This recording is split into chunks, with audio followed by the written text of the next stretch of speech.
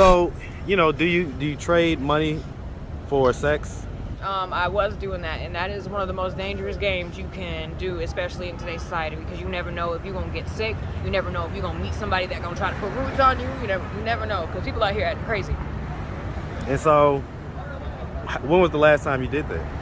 What, prostitution? Mm-hmm. When I was back in Charlotte, North Carolina with a friend of mine. He was just a big ass clown. Was he a pimp? He thought he was, but then he forgot. So, What happened? What do you mean he thought he... I gave him $500. Get the money how? With my loved ones, meaning like my boyfriend would be like, here, you want some bread? Spend it on what you want. And my original choice would be like, oh, give it to my homeboy. Give it to like, pay someone back. And then bam, I'd use it for something else. Use it for what? Why does that make you emotional? Because I love my family, and I know they just want what's better for me. What family members are we talking about specifically? All of them. If we related, every single one of them. So, why don't you just do what's best for you? What's up, YouTube? Go ahead and smash that like button. Also, if you like the video, share. It helps to spread it in the algorithm. Now, back to the content. What's up, YouTube? Atlanta Street Interviews out here with another one. So we got a young lady with us today. How you doing today, miss? I'm pretty good. All right. So, are you homeless? Yes. Okay, and so how old are you? 24. 24. And so how long have you been homeless? About 2 years. 2 years? And so what was it that happened 2 years ago that caused you to become homeless?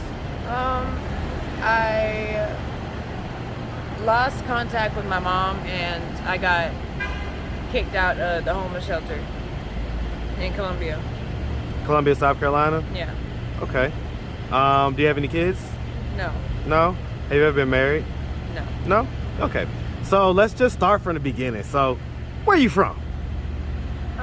Originally Massachusetts, but I've been living in Greenville, South Carolina, and Charlotte, North Carolina.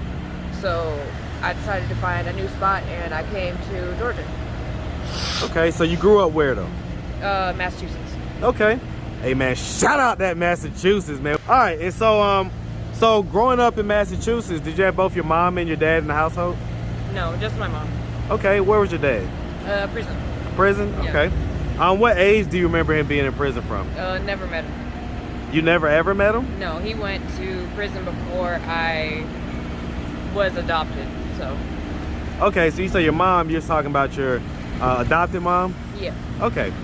Did you ever get an explanation as to where your biological parents were? Yeah, we wrote letters back and forth, but we ain't really have enough communication or like. So the dad that you're talking about that you never met, that's your biological dad that you're talking about, or your foster mom's husband? Bio dad. Okay. And so have you ever met your bio mom? Yeah. Okay. Yeah, we used to hang out. She wrote me letters, and she would write stories like fables and little things for me to look at and be happy about. But her and my adopted mama would get into little arguments whenever I was growing up, so it was kind of hard to choose what side I really belonged to. I mean, how do you think that affected you growing up? It made me depressed. I got picked up and put into a few little mental hospitals. Like I had a big issue with trying to differ what's right, what's wrong within my own mind, not telling anyone how I was feeling. What age was that?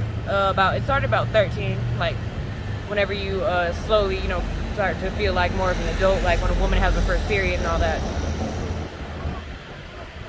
What type of things would they be arguing about or in disagreements about? Like, oh, she can have this, and my mom would be like, no, she's too young, and then my bio mom would be like, okay, but at the same time, me and you are the same, so therefore, if she can't decide whether she's too young or not, how are y'all gonna get along? So, like me and my adopted mom. In hindsight, how do you view it now?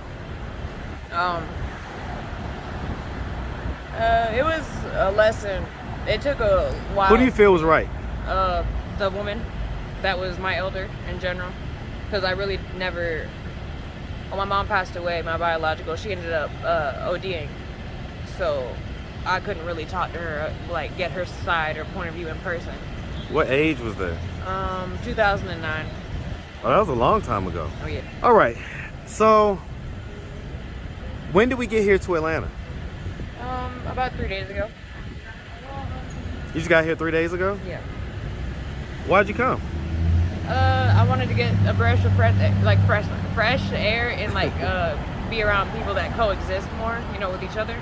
Yep. I didn't want to be around like prude people or people that are gonna judge you for, you know, going outside and taking a nap when, you know, you could go to a homeless shelter, get an ID, get all this. Like, sometimes I just can't find anywhere to just rest.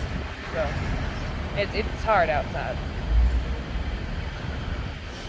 Do you kind of feel like you want to unplug from the system sometimes? Is that what is going on? Oh yeah.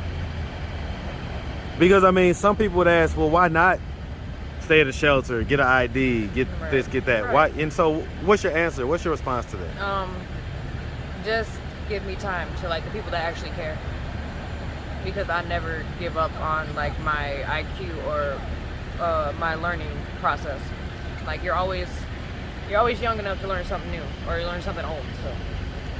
So, I mean, do we have any drugs involved? Relapse, yeah. What drugs? Using like a lot of weed to put myself to sleep and not worry about like what I need to really worry about. Or I get it, but so aside from weed and alcohol, what drugs? Tobacco. Well, right. So, tobacco, weed, alcohol, any cocaine in any form? No. I wish. You wish? Yes. Why do you wish? Oh, I'm just saying, like, I'm being honest. Have you done cocaine before? Yeah. Okay, and crack or powder form? Both. I've tried both. Okay, which one do you prefer? Marijuana.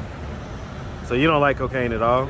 I mean, I like it, but I still prefer anything that's like more earthy. No, I get it. I just I know how it is out here. Okay, so,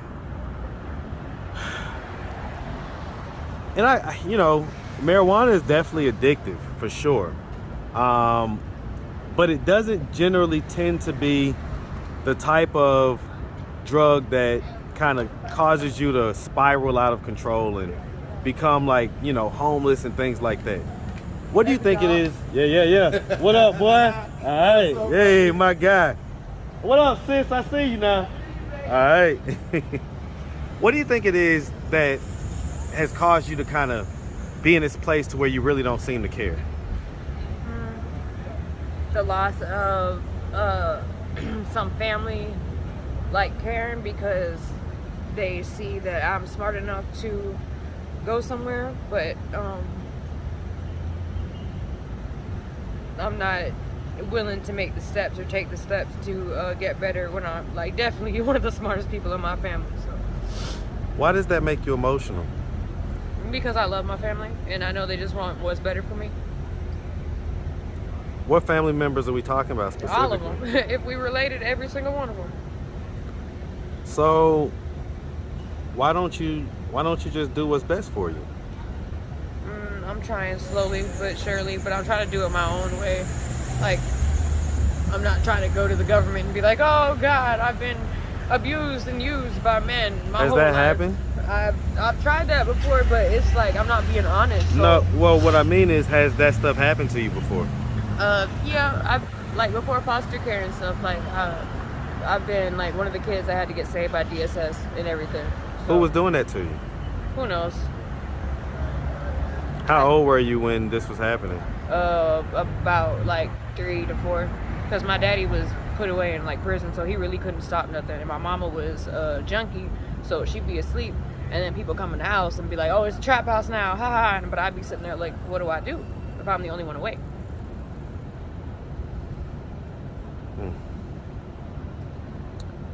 Did anything like that ever happen any other time in life? Yeah, with a few boyfriends, I kind of lost touch with society. Like, I'd be like, oh, I ain't worried about everybody, all my homies and nothing outside that I made. I'm gonna just go live with them and get better, and then hopefully I'll go back outside, give them some money, but the money never came. So people outside be like, damn, shorty, you forgot about us. Get the money how? With my loved ones, meaning like my boyfriend would be like, here, you want some bread? Spend it on what you want. And my choice, my original choice would be like, oh, give it to my homeboy, give it to like pay someone back, and then bam, I'd use it for something else. Cause use it for what? Clothes, jewelry, makeup, hair supplies, food. When was the last time you was in a relationship? A few months ago. A few months ago?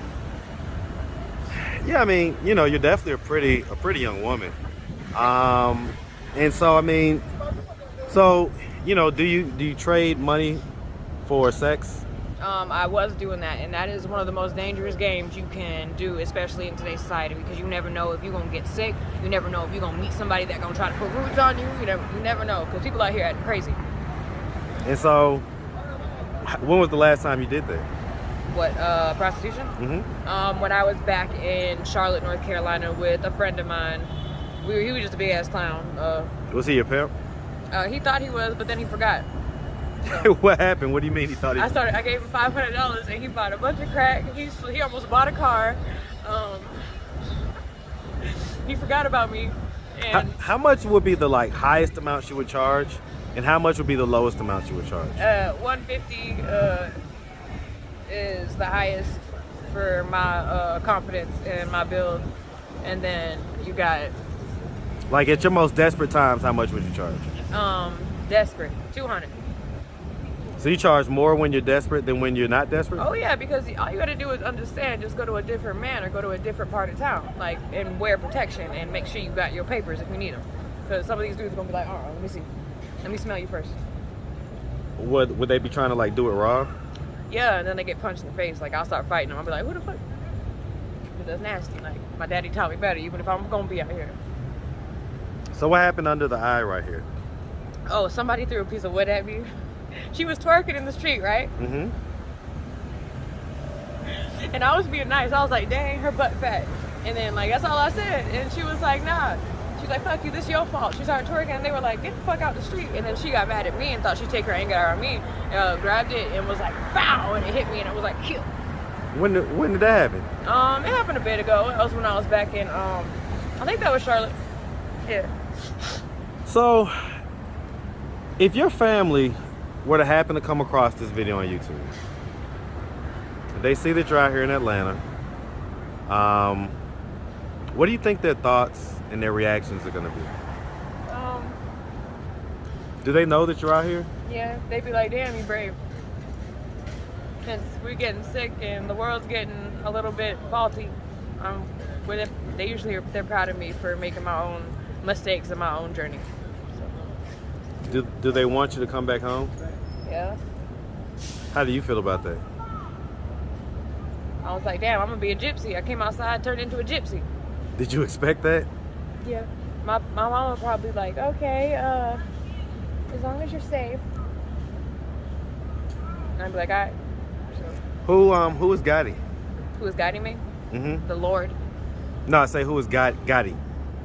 Who is Gotti? Oh, that was my tattoo artist. Okay. She's tatted. from Florida. You say he or she? She's from Florida. She tatted her name on your... Yeah, and she let me tattoo my name on her when I was on Xanax. I was like, hey. Okay, so I mean Xanax, so we do some pills. What else do we do? Happiness, dopamine, serotonin.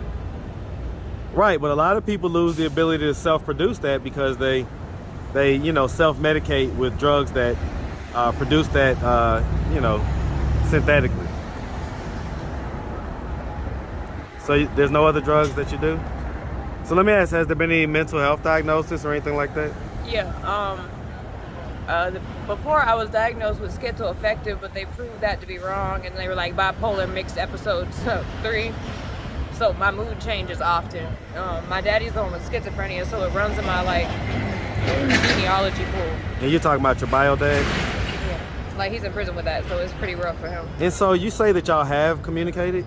Yeah, we used to talk on the phone, but he's busy, and I don't have a phone, and I don't want to use anybody's phone to call my daddy or like call my family because people crazy and they might. Do you miss him? Of course, yeah. That's my everything. That's the reason why I wear this color. That's his favorite color? No, my daddy black as hell. Okay, so your mom's white? Yeah, white and Indian. White and Indian. Okay. And what race is your foster family? My mom is white and Indian. She's Wampanoag. The other one is more like. Are they Caucasian presenting? No. She's my mama. Like, she hates cursing. If I ever say the N-word, I get beat up. My leg's about to break. They're like, she's very like. We grew up with the people that wear, you know, high collars at church and put your buns up and I get you. You stand like this, like, so my family. So very conservative. Conforming, like yeah. So, I mean, if you can give any message to them, you know, they're watching, they're looking at the video right now. What message do you have for them? I love you. I'm gonna call you later. Okay. All right, miss. Well, listen, we really appreciate you taking the time answering all of our questions. What are you doing at this point to try to get out of this position of homelessness? Or are you content right now? Get happy. So you're kind of content right now? I would love to find like somebody that wants to get a roommate, like want to be a roommate with me, and we get money together, and we go like stop worrying about drugs and like eat food and like get jobs, become artists, like. But I gotta find the right team of people. That sounds like a relationship. Like no. You could have like a boyfriend and y'all both get jobs and y'all go eat and, you know, do things together. Like, kind of is what you described. I mean, I don't know. To me, that's what it sounds like. You tell me though. Why'd that look change? Is that some of that stuff you was talking about like that? No. What's going on in your mind right now? Slight uncomfort, probably people looking at me, you know, that I don't really like, or somebody outside that might be people what I'm doing and trying to fuck with me. Somebody is? Like Unc and the team outside. Who? Unc and the team outside. Where they at? Who knows? Okay. They're looking at me. I can feel it. So so you don't see them looking at you? Yes, I do. I'm just saying, like, I don't want to go confront them and start a fight outside and have to go back to jail or nothing, because I really don't want to go back to jail. Did you go to jail already? Yes, attempted murder, CVVs, drugs and money. Like, never. How long was you in there? 7 months. And that was in Charlotte? That was in Greenville? Oh, Jesus Christ. That's not a good place to go to jail. 21.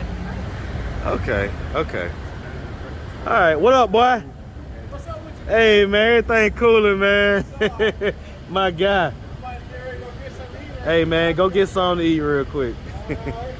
All right, miss. Well, listen, like I say, we really appreciate you. If anybody out there wanted to reach out, help, or donate, do you have a way they could do that? Do you have social media, Cash App, anything like that? No, I got hands, and I accept whatever, like, you don't want or need. Like I'm not scared to take hand-me-downs or like food or like a plate. Cause I know some people don't really want to give people that are relapsing money because they are scared they're gonna go buy some drugs. Right. Know? Okay. I can dig it. Well, like I say, we appreciate you, and definitely stay safe out here, okay? All right, make sure you have a good one, sweetie.